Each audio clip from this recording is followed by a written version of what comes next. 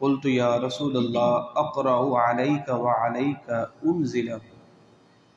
جناب عبداللہ بن مسعود صحابی رسول سے مروی ہے، وہ فرماتے ہیں کہ آقا کریم رؤوف الرحیم علیہ افضل الصلاۃ والتسلیم نے مجھ سے فرمایا کہ تم مجھے قرآن سناؤ۔ جناب عبداللہ بن مسعود فرماتے ہیں میں نے عرض کی یا رسول اللہ اقرأ علیک، کہ میں آپ کو قرآن سناؤں جبکہ قرآن آپ پر نازل ہوا ہے؟ قال، حضور نے فرمایا انی احب ان اسمعہ من غیری۔ حضور نے ارشاد فرمایا میں پسند کرتا ہوں کہ میں اپنے علاوہ سے قرآن سنوں، یعنی حضور ارشاد فرما رہے کہ مجھے اور سے قرآن سننا اچھا لگتا ہے۔ تو جناب عبداللہ بن مسعود فرماتے ہیں فقرأت علیہ سورۃ النساء، فرماتے ہیں میں نے سورۃ النساء کی تلاوت کرنا شروع کی۔ حتی جئت الی ہذہ الآیہ، تو جب میں اس آیت پر پہنچا نا فکیف اذا جئنا من کل امۃ بشہید وجئنا بک علی ہؤلاء شہیدا، فرماتے جب اس میں آیت پر پہنچا قال حسبک الآن، حضور نے فرمایا اب تم خاموش ہو جاؤ، یا اب کافی ہے۔ فالتفت الیہ، تو جناب عبداللہ بن مسعود فرماتے ہیں جب میں نے حضور کو دیکھا فَإِذَا عَيْنَاهُ تَذْرِفَانِ، کہ حضور کی دونوں چشمان مبارک سے آنسو بہہ رہے تھے، سرکار رو رہے تھے۔ اب یہ جو حدیث پاک ہے، اب سرکار مدینہ حضور خود جو ہے وہ قرآن سن رہے ہیں، آگے ایک اور روایت بھی آ رہی ہے، بڑی دلچسپ روایت ہے۔ تو یہ جو آیت ہے نا فَكَيْفَ إِذَا جِئْنَا، ترجمہ اس کا یہ ہے کہ بھلا وہ دن کیسا ہوگا کہ جب ہم ہر امت پر گواہ لائیں گے، وَجِئْنَا بِكَ عَلَى هَؤُلَاءِ شَهِيدًا، اور اے نبی ہم آپ کو تمام پر گواہ لائیں گے۔ ہر نبی کی امت پر گواہی اس کا نبی بھی دے گا، مگر حضور ساری امتوں کی گواہی دیں گے، حضور ساری امتوں کی گواہی دیں گے۔ تو فرمایا کہ وہ دن کیسا ہوگا کہ اے نبی جب آپ کو ہم تمام پر گواہ بنا کر لائیں گے۔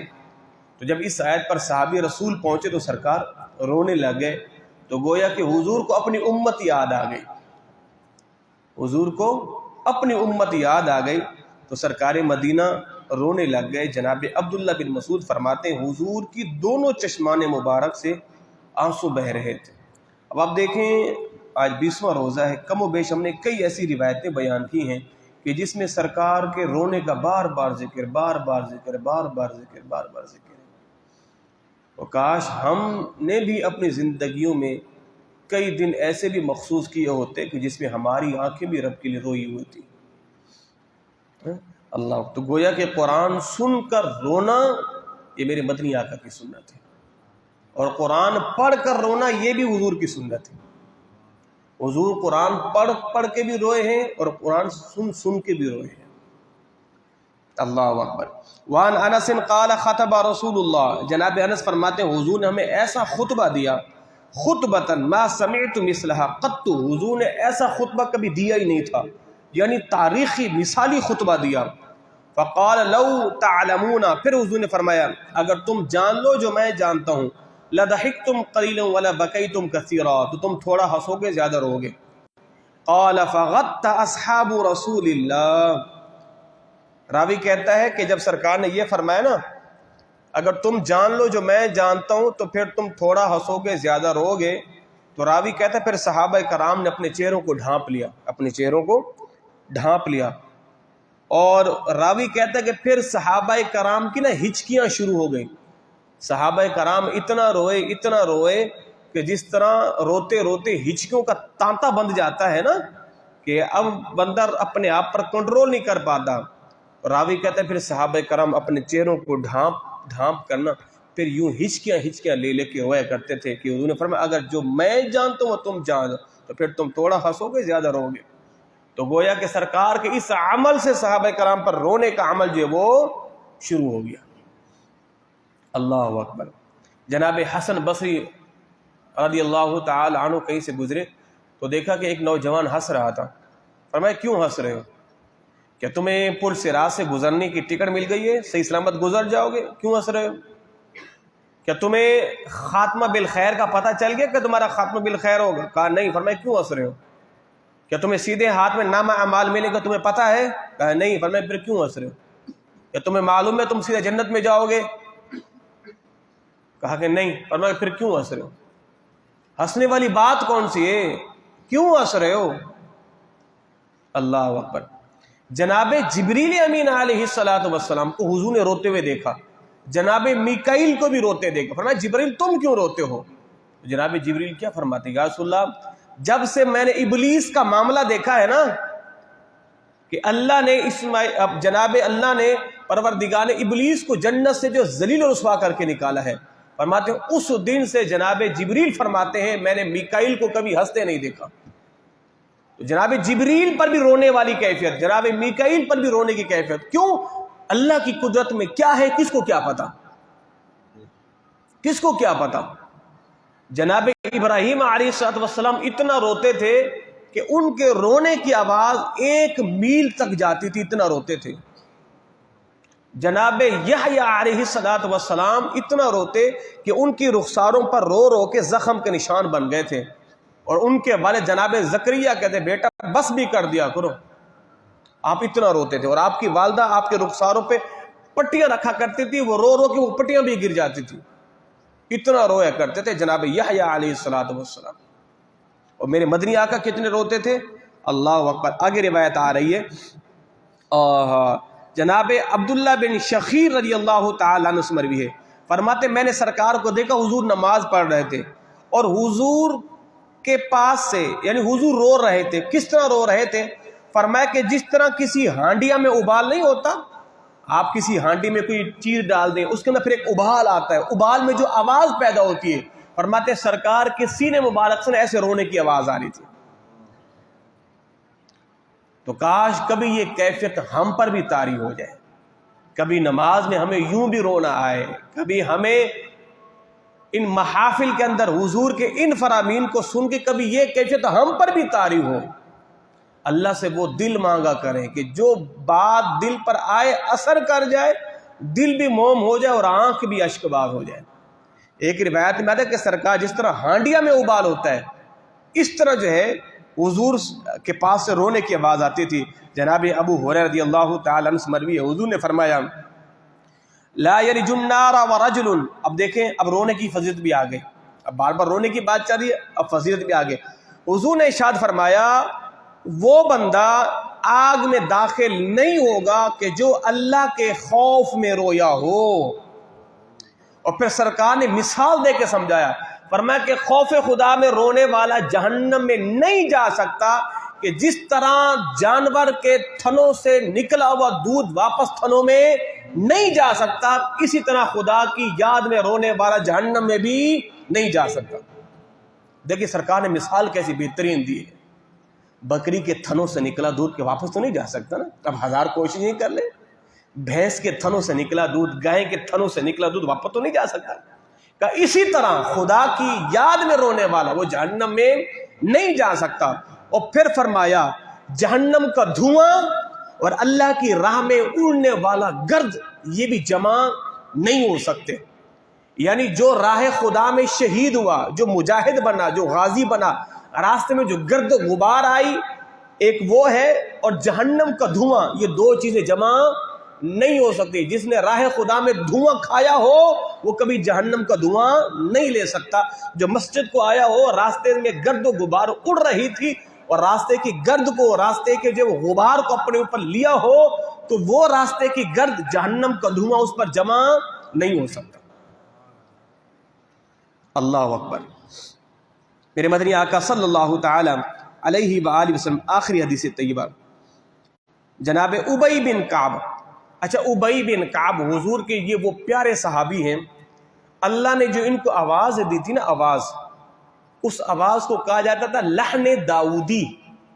لحن داؤدی کیونکہ جناب داؤد علیہ السلام کو اللہ نے آواز کی وہ سریلی اور وہ بہترین آواز دی تھی جناب داؤد علیہ السلام کو. جب آپ زبور کی تلاوت کرتے تھے نا جناب داؤد علیہ السلام، حضرت سلیمان علیہ السلام کے والد، آواز میں ایسا جادو تھا، آواز میں ایسا سحر تھا، ایسی کشش تھی کہ آسمان میں اڑتے پرندے بھی رک جاتے تھے، سمندروں کی لہریں تھم جاتی تھی. جناب داؤد کی زبور کی تلاوت کو سنا کرتی تھی. ایسی مسحور کن آواز اللہ نے جناب داؤد کو دی تھی. اللہ اکبر. جناب ابی بن کعب، حضور کے صحابی، اس امت کے قاری قرآن، جب قرآن کی تلاوت کرتے تھے تو میرے مدنی آقا نے دعا کی، پروردگار تیرا شکر ہے کہ تو نے میرے امتی کو بھی لحن داؤدی عطا فرمائی ہے، میرے امتی کو بھی تو نے بھی لحن داؤدی عطا فرمائی. جناب ابی بن کعب ایک مرتبہ قرآن کی تلاوت کر رہے تھے اور میرے مدنی آقا نا حضور کا وہاں سے گزر ہوا تو حضور رک گئے، اور سرکار مدینہ ایک دیوار کی اوڑ میں نا حضور قرآن سنتے رہے. جب جناب ابی بن کعب نے قرآن کی تلاوت ختم کی تو سرکار چل دیے. صبح کو جب ملاقات ہوئی نا تو حضور نے فرمایا ابی یار تم قرآن بڑا اچھا پڑھتے ہو، قرآن تم بڑا بولو اچھا پڑھتے ہو. جناب ابی بن کعب کہتے ہیں یا رسول اللہ آپ نے کب سنا ہے؟ حضور نے فرمایا میاں رات کو میرا گزر ہوا تھا تمہارے گھر کے پاس ہے اور تم پڑھ رہے تھے میں سن رہا تھا. اللہ اکبر. جناب ابی بن کعب پتہ کیا کہتے حضور اگر مجھے پتہ چل جاتا نا آپ سن رہے ہو، مجھے پتہ چل جاتا کہ آپ سن رہے ہو، میں تو پھر قرآن کو اور ہی نکھار کے پڑھتا ہے، میں قرآن کو اور بہترین کر کے پڑھتا. اللہ اکبر. ویسے کسی کے لیے قرآن کو دیکھ کر نمایاں پڑھنا ریاکاری ہے، مگر یہ عین ایمان ہے. حضور کو خوش کرنے کے لیے صحابی کیا کہہ رہا ہے؟ مجھے پتہ چلتا آپ سن رہے ہیں، میں تو قرآن کو اور نکھار کے پڑھتا. اللہ اکبر. اب دیکھیں جناب ابی بن کعب، میں ابھی جب نماز فجر میں نے سورۃ بجنہ تلاوت کی نا وہ اس وجہ سے میں نے تلاوت کی. حضور نے ارشاد فرمایا اے ابی بن کعب ان اللہ امرنی، بے شک اللہ نے مجھے حکم دیا ہے، ان اقرأ علیک، یہ کہ تم مجھے قرآن سناؤ. توجہ رکھیے، یہ آخر حدیث طیبہ ہے، یہ پورے درس کا نچوڑ ہے اور ایمان کی جلا ہے اس کے اندر. اللہ نے مجھے حکم دیا ان اقرأ علیک، کہ تم مجھے قرآن بولو سناؤ. اور قرآن کی کون سی سورت؟ سورۃ بجنہ، جو ہم نے ابھی پہلی رکعت میں تلاوت کی ہے. لم یکن الذین کفروا من اہل الکتاب.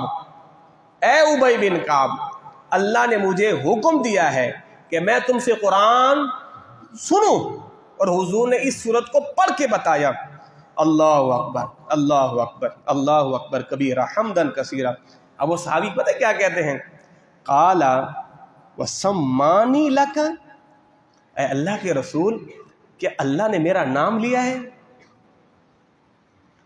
کہ اللہ نے بولو میرا نام لیا ہے؟ اللہ اکبر.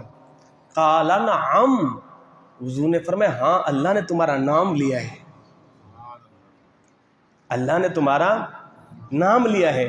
آپ اس کو یوں سمجھیں کہ کسی شخص کا نام کسی عظیم ہستی کی زبان پر آ جائے اور آپ سے کہا جائے میاں تم کل کہاں تھے، تمہارا نام پکارا جا رہا. میرا نام پکارا جا رہا تھا.